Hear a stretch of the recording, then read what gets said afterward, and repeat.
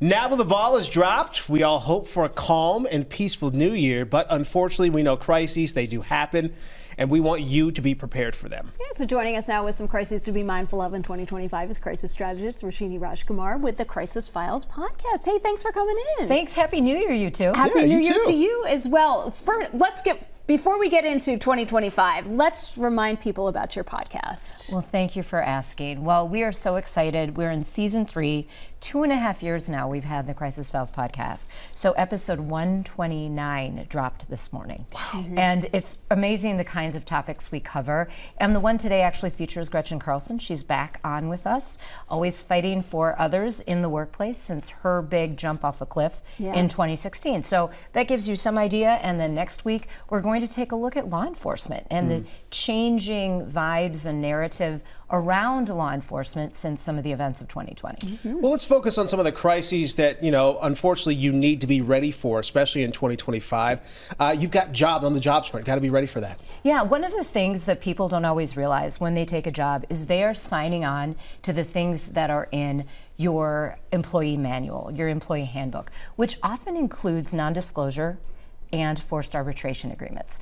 These are things that we got into deeply with Gretchen Carlson over the years, but this is something that like 82 million American workers don't necessarily realize they're in this. And what it means is that if an employer or someone in a workplace does something to you, sexual harassment, ageism, those kinds of things, you've said you are not going to talk about it. Right. So it's a silencing agreement. So that's something, first of all, to talk about, read those manuals. And if you see something you're not comfortable with, go to HR and say, you know what, I might not be able to take this job. I mean, it takes a lot of strength, but it is one of those things. And the more and more that you can empower yourself. Right. And that's one of the things the Crisis Files tries to do is empower you because you might not know this information. Right.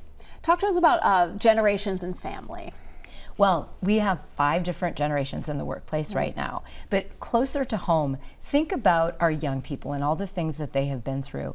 Well, there are higher rates of autism and ADHD diagnoses lately. What does that mean? Does it mean there are just so many more, or it's just being more talked about? So there's a lot of support out there, and it's actually not a stigma. The more we talk about it, the destigmatization that can happen. Right. So this is something that we're getting into on the show. We hope that people are asking themselves, parents are talking about this with their educators, with their teachers, with their kids, because we've seen the rise of medication for ADHD and other things. We've also seen lots of different places like US Bank Stadium having silencing quiet rooms for people that might have issues with lots of noise. And then on the other end are older family members. There are wishes that they have for their final years, but it's one of those taboo topics that not a lot of people get into. Hard to talk about. Find out what your parents, your siblings want, should you be in a situation where they may not be able to tell you themselves at that time. I like this, taking these taboo topics and, adding a voice to them because, like you said, so many people are dealing with this. Last one, world and country. What do you mean by that? Well, sadly, there's kind of like a crisis a day when it comes to safety in our world and our country. Whether it was the shooting death of the CEO of United Healthcare or what happened in New Orleans and Vegas over the New Year, these kinds of issues are happening. These are topics that are being talked about at the dinner table, being talked about in HR spaces, at the office. So what are we doing to help employees feel safe? What are we doing to help our own family feel safe? Right. And I always am big on transparency and disclosure. Talk about this stuff, find out, and then put in place safety measures that you can live with. We might not be able to prevent all the disasters and crises, but not being blind to them and not ignoring them is what we recommend.